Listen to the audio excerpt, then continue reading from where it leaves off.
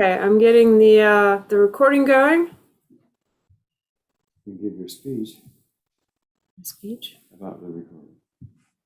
Oh, right. So it says we're live on YouTube. We're not actually live. It's unlisted. We record it and then put it up later. And we already have recordings of day 1 and day 2 up on the Gebser.org website. Just go to the Cosmo Local Conference page and scroll down to the schedule.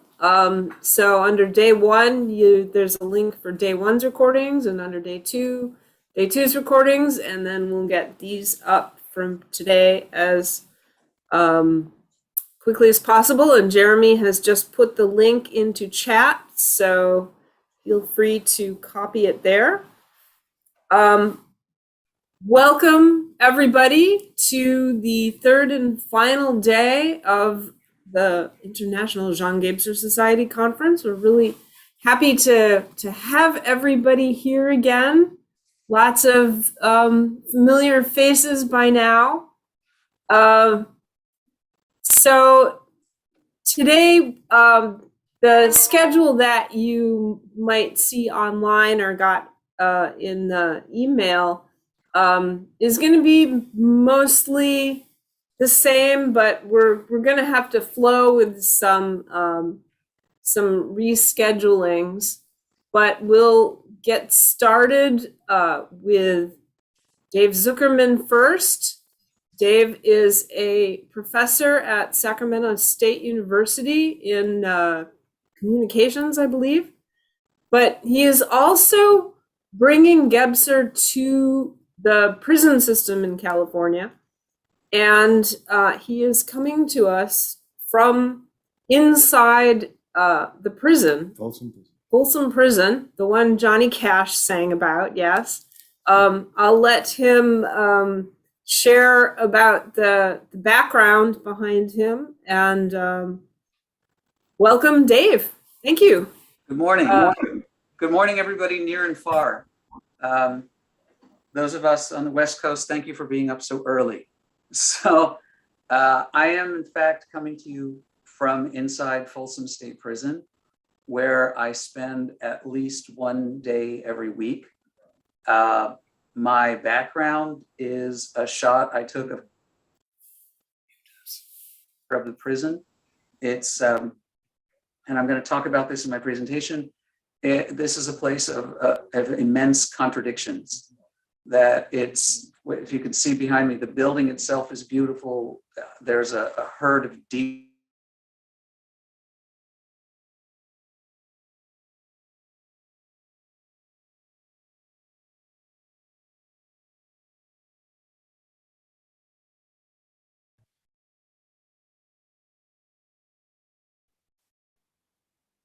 Did we lose Dave? Yeah. I think so. Dave, can you hear us? Because we can't hear you. Lost the feed. Huh. It looks like his internet went out. Anyhow, he was telling us that that herd of deer lives there full time. The prison was built in the late 1800s by mostly Chinese prisoners who were literally chained to the building as they were building it. So they'd get, a layer of stones laid, and then they'd have to, like build a scaffolding to chain the prisoners to the next layer so they could lay them. It was really kind of weird. Jeremy, while we're waiting for Dave to come back online, do you have any announcements? Just that this afternoon, we're going to be having another Cosmo Local series of events. Is Dave back? I'm back. Oh, you're back. Okay, I'll announce that later, but it's on. It was in the email anyway. We're gonna have Sam Hines talking about communal revelry later. Cool. I apologize for that. When you're in a prison, you have to be flexible, and sometimes the internet disappears. I was in the middle of a sentence, but anyway, I'm here a couple times a week, and well, let me just get into it because my time is already clicking.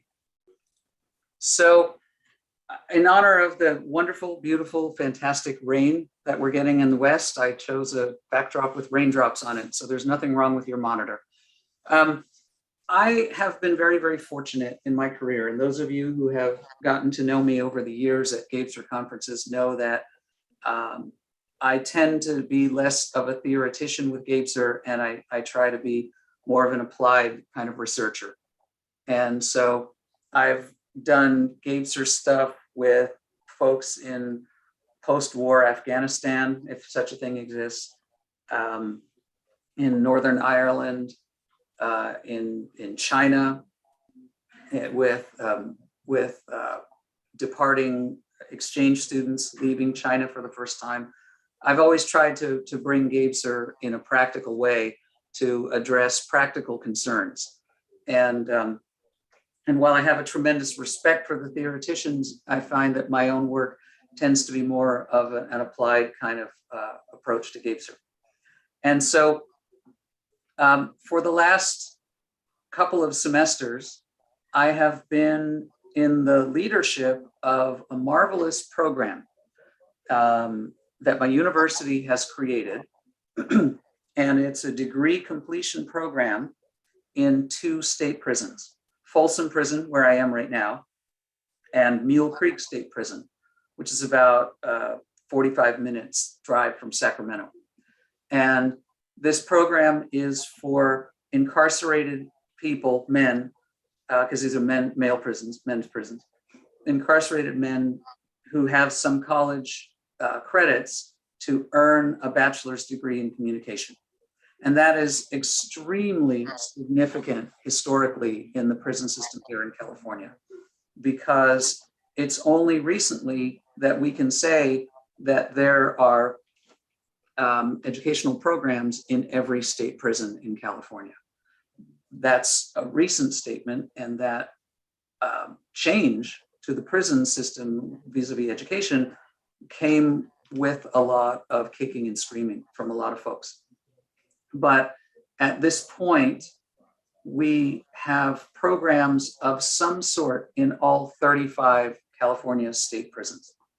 Most of those programs address the critical lack of education on the part of the incarcerated people.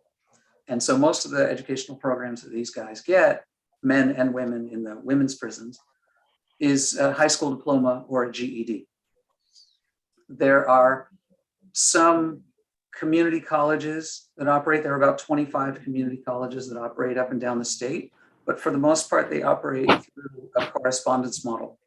And so the students would get a packet in the mail, and it's kind of a self-guided thing, and they write their stuff in longhand on sheets of paper, and they put it in an envelope and send it to the professor.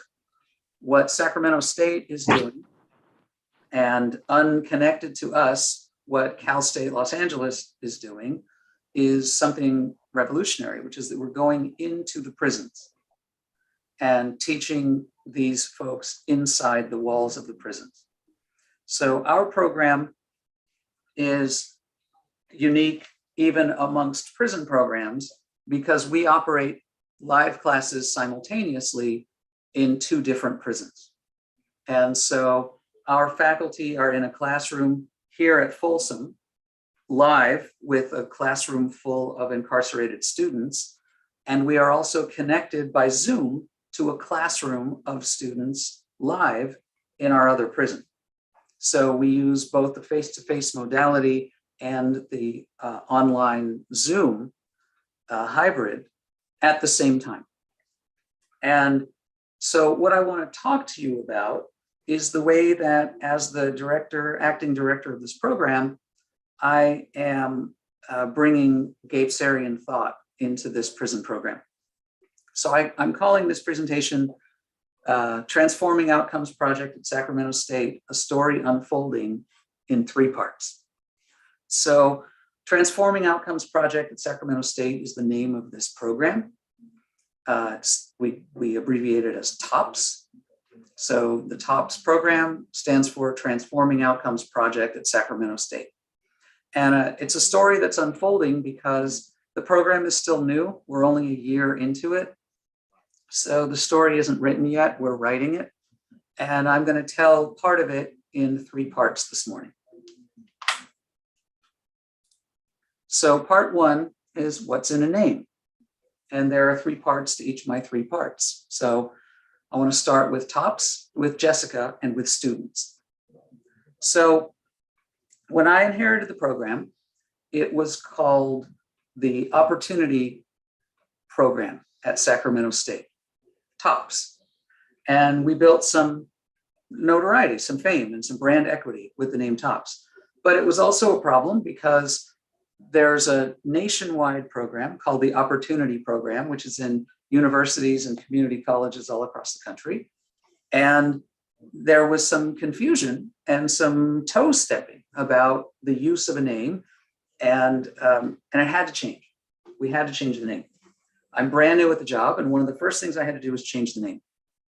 And I really agonized and soul searched, and I thought about other names that really kind of embody what we ought to be and how we ought to be called and everything. But I realized that people don't really know what the name stands for, but they knew TOPS. I can walk into the prisons, I can pick up the phone and call headquarters, I can call across my university campus, and people know the word TOPS. So I had to kind of keep it. But I wanted it to be Gebserian in its orientation. I wanted it to really embody the values that we all believe are so important, and the worldview and the perspective that we all believe is so important. And so I renamed the program Transforming Outcomes Project at Sacramento State. And I want to break down each of those 3 words because I think they're really important, and I want to talk about why they're Gebserian. So transforming, the idea here is that we're trying to make a transformation. Now we know certain things. We know that recidivism rates drop when a person gets a bachelor's degree. We know that. That's an established fact. It's been studied for decades at this point. In fact, when someone gets a bachelor's degree in anything, the recidivism rate drops by 95%. That they have a 5% likelihood of recidivism after a bachelor's degree. That's an astounding statistic. By the way, when you get a postgraduate degree, that number drops to 0. So transforming is really what we're trying to do here. But I'm walking into an environment, the penal system, the carceral system, that has its own orientation and its own worldview and its own way of thinking and doing. And while the principal, whom some of you just met a few minutes ago, has been an incredible ally, absolutely supportive, some of the other people that I encounter in the prison system are much more resistant to something like this. One of the correctional officers actually said to me, "Oh, hey, if I murder somebody, can I get a free college degree too?" And so we're not just here delivering coursework. We're really trying to make transformation. And so I needed to put transforming in the name of the program so that everybody knows that that's what we're here to do. Funny story, I've been working with the Department of Corrections and Rehabilitation since 2005. I was called in as a communication professor to teach some leadership courses to staff members. And I've been doing that since 2005, all up and down the state, been going into prisons, in and out of prisons for a long time now. When I first started, the department was called CDC, the California Department of Corrections. Shortly after I first came on board, they changed the name of the department to CDCR. They added rehabilitation. So I would be teaching these classes and they'd be filled with staff members, mostly correctional officers.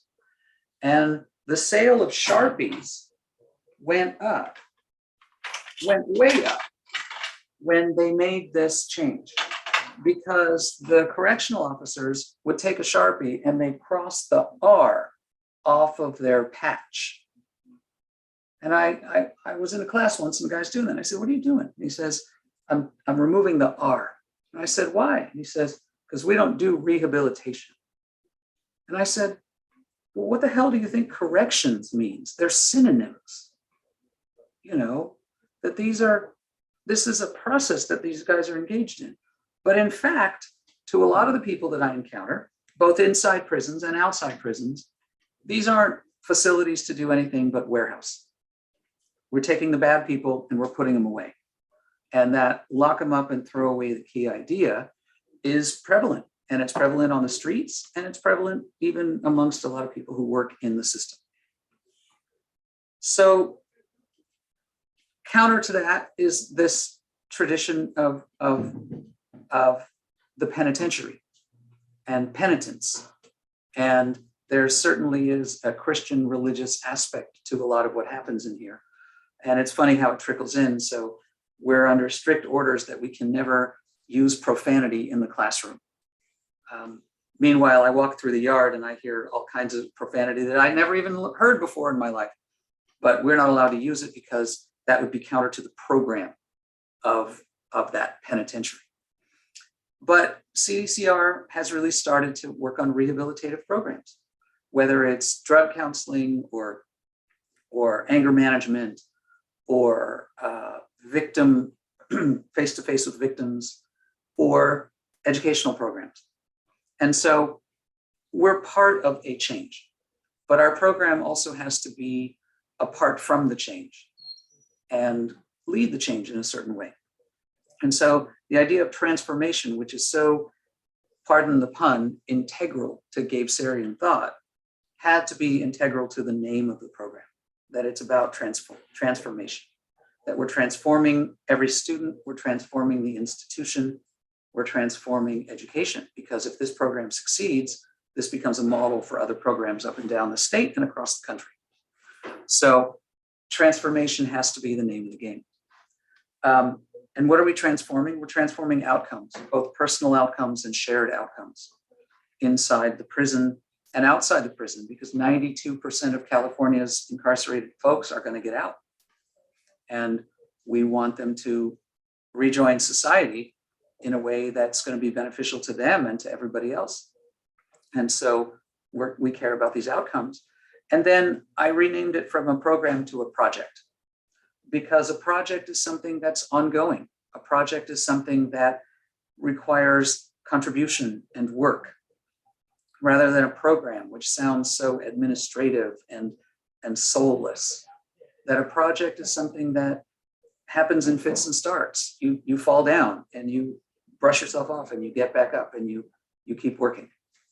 So the name TOPS itself is more than just a moniker, it's an identity. And this was something that was really important to me as a leader and as a Gebserian, that we imbibe the program with these values. So another name is Jessica, and that's a pseudonym, but I have a student this semester who's a trans person, biologically male, gendered female in one of the prisons. And the prison system refuses to use the preferred name and pronouns of this student, and the prison system uses what's in the records, which causes all kinds of strife and consternation with the student. But it's the policy of our university to call students by the names and use the pronouns that they ask us to. And by simply engaging with this person in the way that she defines herself, we have been able to avoid all kinds of fights and drama and trouble that no one else can manage to avoid. And part of it is, again, I think it stems from this idea of just human understanding, speaking to this person in the terms that she requests. And then the last name that's really important is students. We call our students students. The rest of this institution calls them inmates, which is a word that we bar in our training. These are students. I don't know what they did to get in here. I don't know what offenses they committed. I don't know how long their sentences are. I never ask. And when they start to tell me, I ask them not to tell me. Because from my perspective, they're students. And it's kind of gimmicky, but I was having a conference with two of them after class this past Thursday. And one of them said to me, out of the blue, "You are the only people who don't call us inmates. And that allows us to become students." Those are his words. He's been in prison, by the way, for 22 years. I don't know why. But by just calling them students instead of inmates, he said that allows them to become students. This idea of transformation and of a holistic way of interacting with people can start with a simple term. So what's in a name? Part two, what are we doing here? So the three parts of this one are Frere, Gebser, and me. So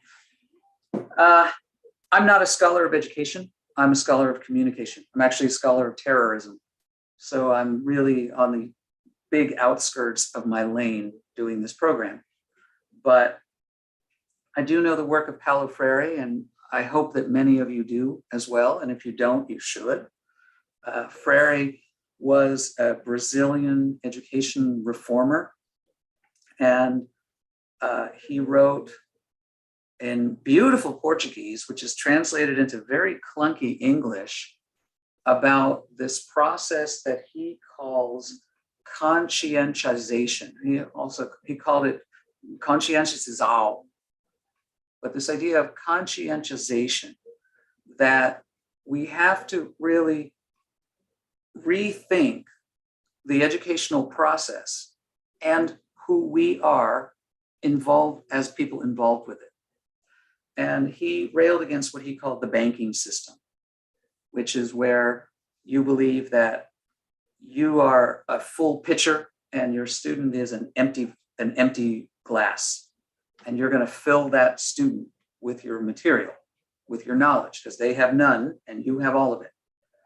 And he looked at the messed up power dynamics that are involved with that, the presumptions that we make about students not knowing anything, but also the very basic transactional, what he called banking model of this. You give me money, I give you knowledge.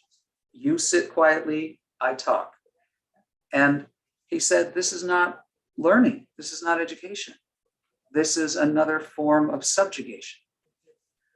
I believe that Freire really speaks in a language that dovetails quite well with Gebser. And I've been a professor for 25 years now, and I know that I'm a better professor because of my understanding both of Freire and of Gebser. And coming into this environment where most of what they got was correspondence model education, I've had to really shake things up. So on Thursday, I was talking about an interpersonal conflict. I showed a little video in class, and it was two 20-something girl roommates who were arguing about where a chair goes in their living room. And it was a staged video for a textbook. And so it showed the bad way to interact and then the good way to interact, right? So first they fought over this chair, and then now let's see how they should have done it. And then they act completely unnaturally, totally differently, and everything's harmonious. So I showed this video, and then I asked the students about it. And deliberately, to provoke a conversation, I said that this one young woman in this video is really a psycho about this chair, which spurred a 25-minute conversation about something that I hadn't anticipated. So when I talk about relational communication to my typical undergraduates, it always goes to romance. because that's where the typical 22-year-old mind is. Romantic relationships, dating. I'm talking about this video and relational communication to these students. And the one says, I've been in prison for 40 years. I live in a 9x7 concrete cell with another grown man. It's not psycho to argue over where a box of books goes. And we had this whole conversation. And in that conversation, I had to just stop being the font of knowledge, and I had to just listen and learn. Because though I'm in prisons a lot, I get to go home. You know, the joke for me never gets old. Every time I leave a prison, I call my wife and I say, against everyone's better judgment, they let me out of prison and I'm on my way home. And I think that's hilarious. And I tell that joke twice a week, 3 times a week, 4 times a week. And she still acts like she's never heard it before. But I get to go home, and these incarcerated students don't. And though I may have felt cabin fever being stuck in a house with multiple children over the course of COVID, I don't live in a 9x7 concrete cell with another grown human. And so this is a great illustration of how my role as a professor is oftentimes to be a learner alongside my students. Without Freire's insight, I think that would be harder for me to grasp. And of course, Gebser, I want to draw back not only on the good work that Robert Mitchell has done with K through 12 education, and Bernie Neville in Australia has done with K through 12 education, but also to talk about something that Al just McCuna said last week, which is that origin isn't something that we return to. Origin is ever present. Now, why am I bringing this up now? I'm bringing this up now because in the context of a rehabilitative program for people who are incarcerated in a state prison, origin has to always be there. So we had a conversation about parole boards, because part of my job is writing these letters that are called milestones letters that get put in these incarcerated people's permanent files. And those files go before the parole board and in front of the warden and everybody else. And I write these letters on letterhead that talk about how they've done in class and what courses they're taking and what grades they're getting and everything. And so the topic of parole boards came up. And of course, parole boards ask, basically, are you taking responsibility for what you did? And that's a hard question for a lot of these men to answer. It's a hard question to face our actions, especially actions that were grievous enough to land us in 10 years, 20 years, 30 years, 40 years in state prison. And we had a conversation about parole boards, which morphed into a conversation about Gebser. Because I placed Gebser books. Jeremy was kind enough to donate copies of his books. Glenn Bricio Perry was kind enough to donate copies of his books. I donated copies of my Gebser intercultural book. One of the professors at CIIS, Sean Kelly, donated copies of his books. And so we put Gebser books in the prison libraries, and I brought Gebser into the classroom. And so this conversation about how do we approach the parole board became a conversation that the students were driving by using Gebser and by talking about origin and by talking about striving for integrality, which for a lot of them includes facing that person who they were, who brought them in here. So it was a mind-blowing conversation. And so what am I doing here? On the surface of it, I'm a university administrator, acting director of a program. I answer to the dean of undergraduate studies, who answers to the provost. It's pretty high on the food chain.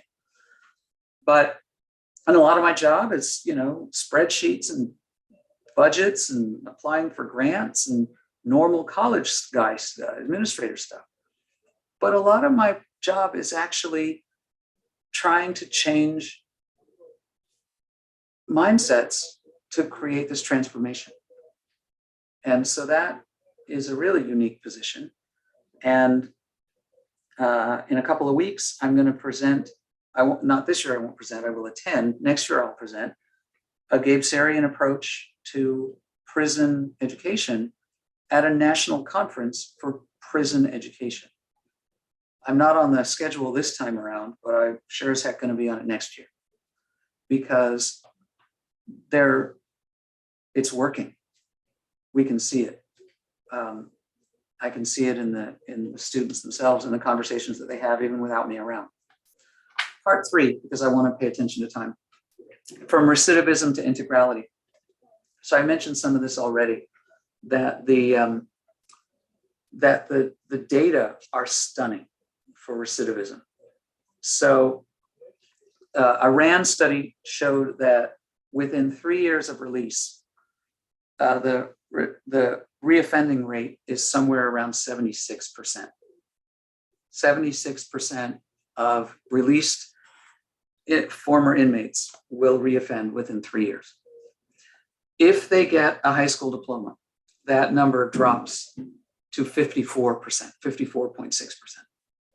If they get an associate's degree, which most of the college programs are associate's degrees, that drops to 13.7%, which is a wonderful number. If they get a bachelor's degree, that number drops to 5.6%.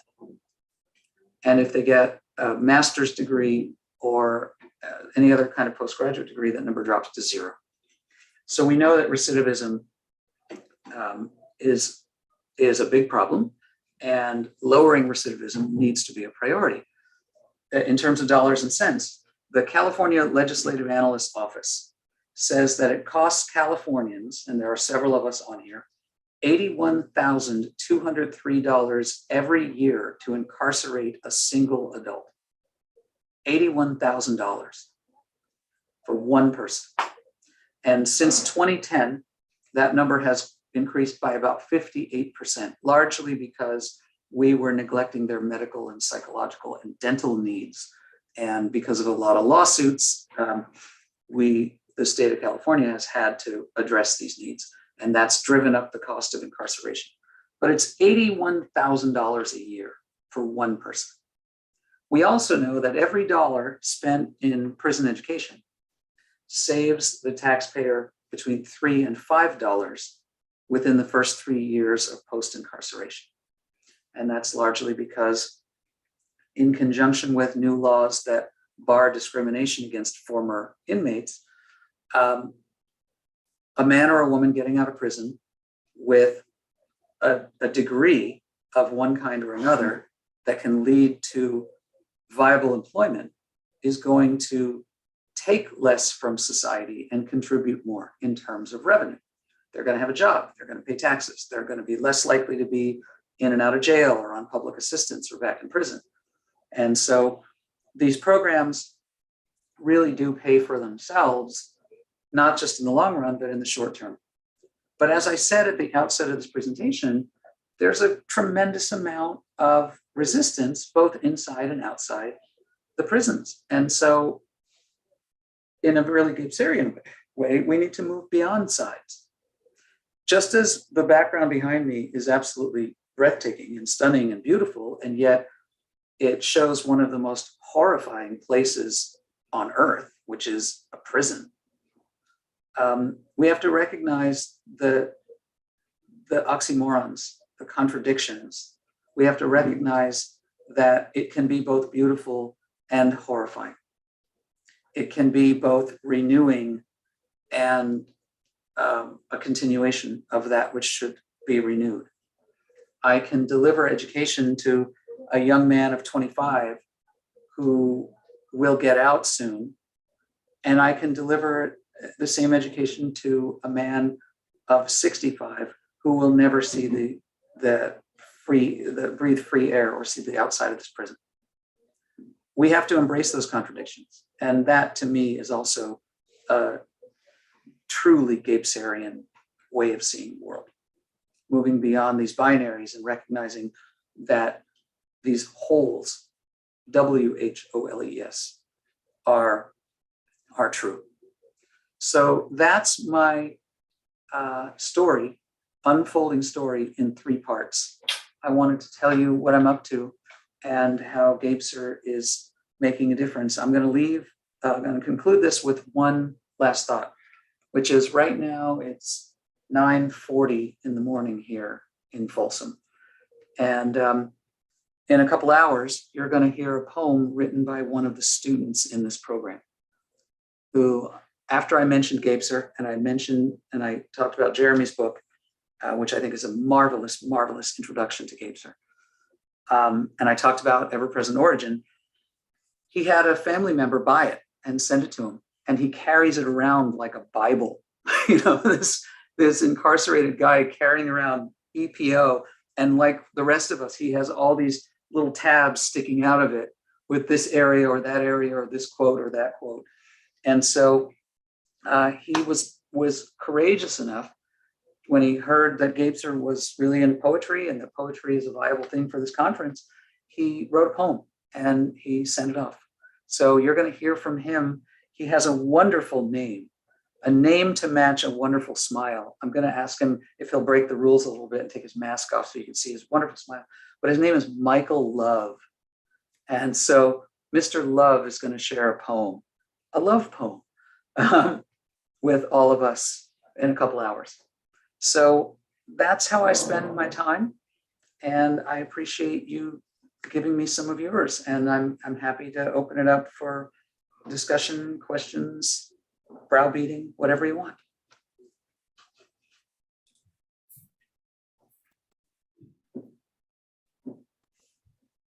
Mike, you got a question? Yeah, aren't some of these results you were talking about in the studies, this is not new, right? Not new. Our program is new, but the study of prison education is new. The problem has been, it's a political hot potato. It's very frustrating to people that the cost of a college education gets beyond the reach of working class and many middle class families. And, behind bars, rapists and murderers are going to college. It's a hard sell for folks. And I understand that. But these programs in California are pretty new. Dave, what's the typical class size or the class size that you have now? I can hear somebody, but only barely. This is Jeff. Can you hear me? Jeff Keel. Hey, Jeff, I can barely hear you. Okay. Let's see if I can. How about this? Oh, that's better. Yeah, there you go. Okay. My question was, what is the typical class size that you've had so far in terms of participants? So we are moving into our 3rd cohort. Our first cohort was 11. Okay. Our contract with the state of California is 50. It's capped at 50, 50. Mhm. There is a budget shortfall. This is my administrator hat now, not my Gebserian hat. There's a budget shortfall because the federal grants, the Pell Grants, don't cover, and I'm glad they don't. They don't cover all of the extra garbage that colleges and universities tack on above tuition. And I'm glad they don't, right? Because the university could charge $30,000 for all this stuff and the feds would be paying it. And that's a terrible use of money. The problem for me is that there's a budget shortfall of about $1,200 per capita. And so that ends up, this semester it's $38,000 I got to find. And the president of my university is so behind this that he came up with that money for this year. And he said, I'll pay for 40. So I haven't reached the 50 yet. Mhm. We went from 11. We currently have 27. We're going to have 40 in the spring. Mhm. Once I figure out a way, part of my job is writing grants and begging people for money. Once I find that, and I'm also in an effort with the legislature to get them to stop billing these incarcerated people for things they can't use. So we charge them $400 a semester to use the university union and the gym, which they can't, and $150 for counseling services, which they can't use. And, there's all these things that it's unjust that we're charging them for things that they can't possibly obtain, can't possibly use. So I'm spearheading an effort with the legislature. It's nice to be in Sacramento because it's just down the street from me, to try to get a carve out for these incarcerated students. But we will go from 11 to 27 to 40 students in just over a year. And each class, there are 2 cohorts right now with 27 in them, and 11 and 16 respectively. Each prison is about half and half. So a typical class has about 15, 16 guys in it. Okay. And is there, with respect to Gebser, I'm curious, is there a particular part of his writings or aspect of his approach that they find most fascinating? Yeah, they really liked, and by the way, I have to say this, I don't know if Jessie ever gets tired of it, but I show Jessie's marvelous, wonderful movies that she's made. I have to break the law a little bit because YouTube is off limits in prison. So I have to rip Jessie's movies. I should just ask Jessie to email them to me or something, but I have to rip them from YouTube and then save them on a computer so I can show them in class. But I do show them to the students, and they love them. The idea of consciousness, the idea of seeing themselves as manifestations of multiple structures of consciousness. Thank you, Jessie. Is revolutionary to them. Mm. They love that. I tried to talk with them about diaphaneity. They didn't quite get that. That wasn't, but they really loved that, the idea of this. And then when I talked about deficient and efficient modes, it was like their light bulbs went on. They really loved it. Great. Thanks. Yeah. Wow. Dave, I don't really have a question, but I just want to thank you so much for the beautiful project you're doing. I mean, and for being you. Just I'm kind of gushing because, if you think about it, every human being has worth, every human being has dignity, and then we always look at like the tiny examples, like the Malcolm X, the Nelson Mandela, the Martin Luther King who wrote the letter in the Birmingham jail, but there's the possibility of any person doing great things, and no matter what situation they're in, and what you're doing and the way that you're doing it, the integrity that you hold as a human being yourself, and the way that you treat everybody with respect and only refer to them as students and don't care about their history. I just can't thank you enough. And I would like to come see it in person and come facilitate a dialogue or something one time, if that is possible. That's my only question. It's I'll tell you, it's not impossible. Okay. To make it happen. And so, when that time comes, you let me know about a month in advance, and we'll do what we can to get you in. Misha asked a great question about what percentage of inmates have a college degree. And the answer in my program is, if we count associate's degree, which we certainly should, it's a college degree, most of mine come in with an associate degree or more, multiple, because these guys are in prison. It's boring in here. It's terrifying, and it's also boring, right? And so I have one student who has not one, not two, not even three. He has 4 associate's degrees. He could only transfer in 70 units from community college, and he's come in with 265 or something. But they read.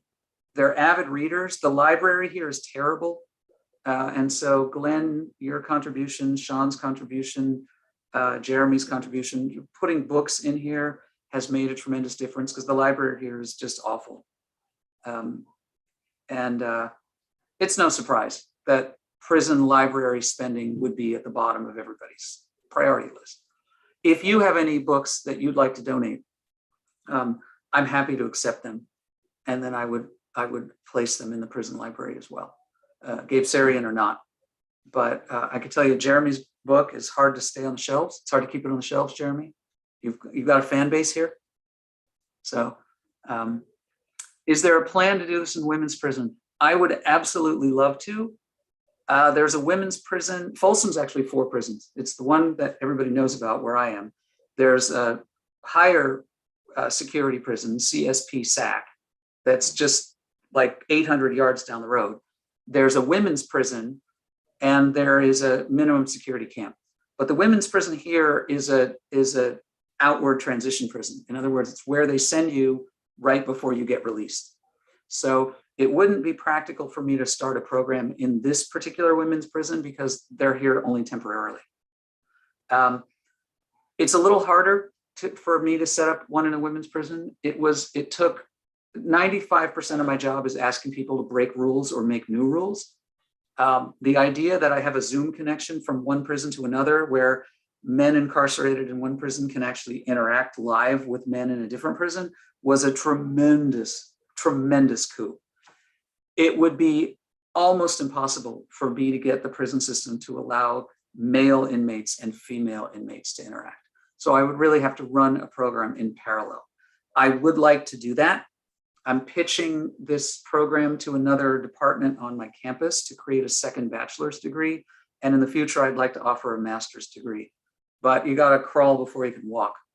So, but yeah, women's prison would be fantastic and wonderful and needed. It's not fair that they don't have this opportunity. Yeah. Thank you, Dave. I just wanted to I am just in awe, and it's such a beautiful image thinking of someone in Folsom Prison carrying EPO full of notes and folded pages, just like everyone else in the Gebserian society tends to do. It's a really beautiful image, and again, it's very inspiring what you're doing. I think the questions that were already asked were kind of along the lines I was going to ask you about. What is meaningfully, what about Gebser is meaningfully engaging them in their life, helping them, and actually maybe the other side of this is you're saying it's effective and it's working and it's being well received. I'm kind of wondering how the institution is receiving Gebser, right? Like, how are they interpreting, or what are the metrics and gauges they're seeing in prisoners that check this project off and say, this is good, this is what we like to see? Well, obviously, prisons are all about the status quo, right? And peace and quiet. And so if the, and I'm going to talk in prison talk now, not TOPS talk. If inmates do their program and they behave, that's success. That's the metric that they use, right? Inmates doing their program and not being in trouble. And so I think whatever I would do or anybody in any program would do is irrelevant to the leadership of the prison, so long as the results are, in their own terms, inmates are doing their programming and staying quiet. But not only was Ken Spencer, whom some of you met, the principal here at Folsom, because there's an adult school that kind of coordinates what I'm doing. Not only is he amazingly supportive, but the warden of this prison is supportive. To allow Michael Love to come on Zoom on this computer, which he's not allowed to use because this is a staff computer, and talk to all of you out in the world, it had to be approved by the principal, by the warden, and by CDCR headquarters at the state level. So there are some people who might not really grasp exactly what we're doing, but are really supportive of what we're doing. Susan Clark says, we have successful poetry programs in the Nevada prisons for many years. Do I think that overt discussion and intellectual framework from Gebser helps potentiate awareness that we all hope can arise? I think so. And I think when you hear how Love put Gebserian terms into the prison experience, you'll see that. It's undeniably a Gebserian poem. So, and are there any offerings in mindfulness? Not yet. Hopefully soon. But right now we're in the very early building stages, which is a good thing because I don't have to undo the program, that I inherited. I will read one quick sentence because the program that I inherited had a mission statement, and it wasn't written by a Gebserian, but it was a very Gebserian mission. The program is grounded in the values of access, integrity, positive self-awareness, and humanitarianism. So to bring Gebser into that really wasn't, changing everything, but it was enhancing things. So, go ahead. Dave, to draw on one of your early topics about the importance of, you said a name, but I'm going to expand it to all language. The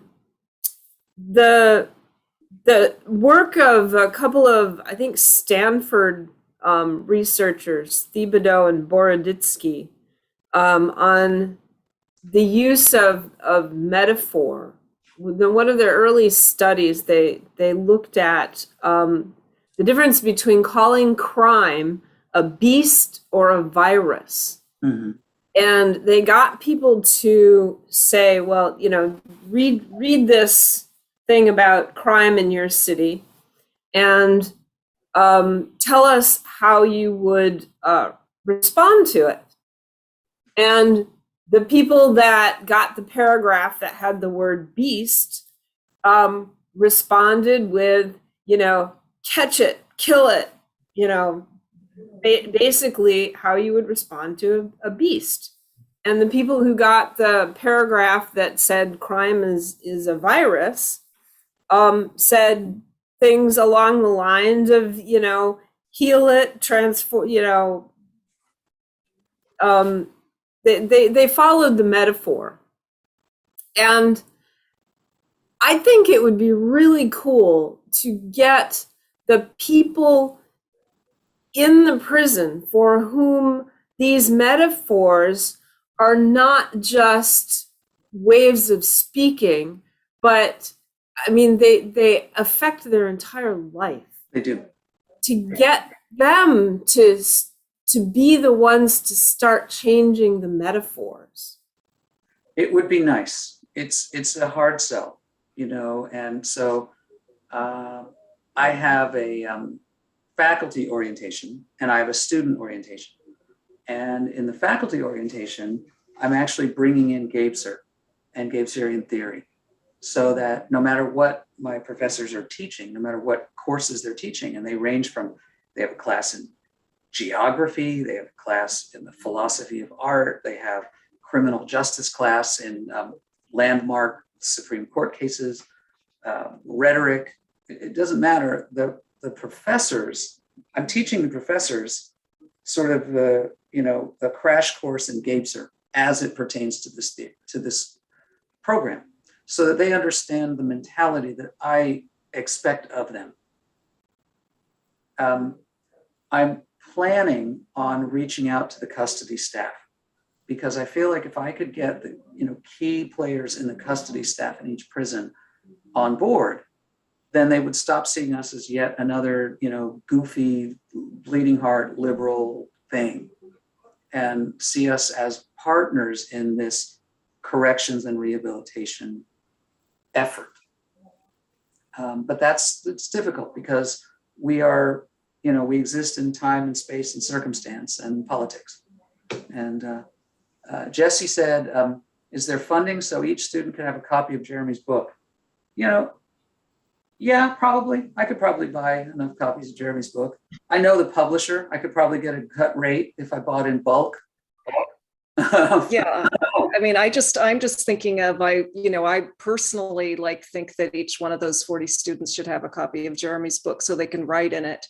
And, I mean, I'll be in touch with you, but I think it's, goodness gracious, it sounds like it's an important facet of everything. Yeah. So. Yeah. And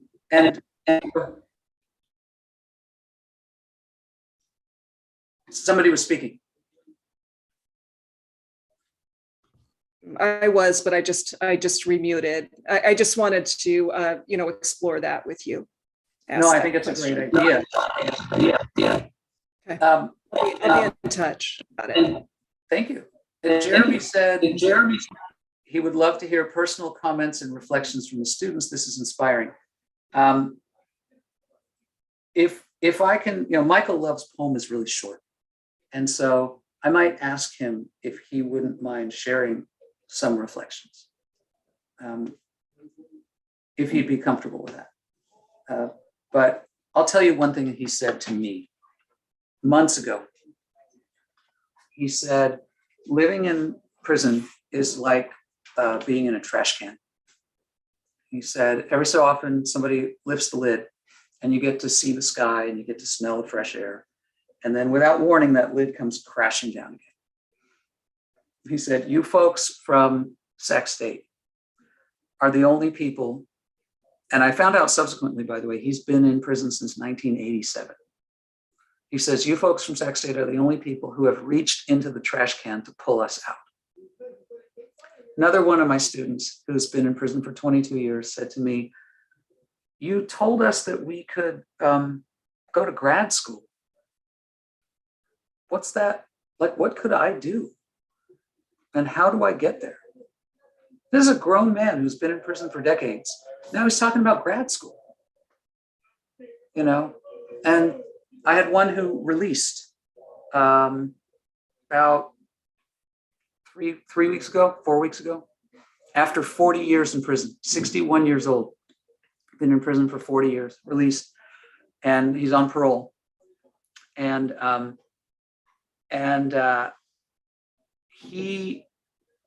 he said to me that it's really hard. It's really hard after so many years in prison to be free. He said, I'm trying to learn how to be free. And he said, but I'm thinking about the way that I have to be aperspectival, because my perspective was so shaped by inmate identity. And I mean, look, do these guys, could they write a dissertation about Gebser on the level that we would expect right now of a PhD student? Of course not, right? But I think it's an amazing victory that I have a 61-year-old guy who's been in prison for 40 years who uses the word aperspectival. That's, I feel like that's an accomplishment right there. And they're going to get it on whatever level they get it. But these reflections mean a lot. The idea that they can say, I never thought about a graduate degree. Now I am. That's incredible. That's transformative. So, yeah, Misha says the problem is that the state officials are contaminated with the virus of crime and commit multiple crimes themselves, crimes of violence. Yeah, and we are responsible. And that's why it's rule number one in this program that these are students. And that we refer to them as students. And I personally refer to them as Mr., or in the case of my trans student, Ms., Mr. Smith, Ms. Johnson, because nobody does that around here. They're just called by their last name. And the institution, so much of institutional life is about dehumanizing. And if there's anything that Gebser really tried to emphasize, it's the humanity of all of us. And that if we're going to be integral, we have to be the most human and interact with other humans in the most human way. And so it's such a simple thing to just call them Mr. or Ms. but no one does. Or to thank them, or to say, excuse me, or to admit that I made a mistake. You know, these things never happen. And so it's shocking to them. And so we had a big disagreement in class the other day, and they were really nervous that they're telling me that they think I'm wrong. But I said, this is marvelous. This is what a university classroom is supposed to be. This is what a meeting of the minds is supposed to be. We don't have to agree. We just have to disagree in a way that doesn't dehumanize each other. And I felt like that was one of those inspiring moments. It's a really cool job. I work like 10 hours a day, 6-7 days a week. I'm never tired because it's a really energizing thing to do. And as I coast to the finish line of my career, 3 years, 10 months, and 7 days, 6 days, I hope that this is where I finish because it's really a marvelous thing. So that's what I've got.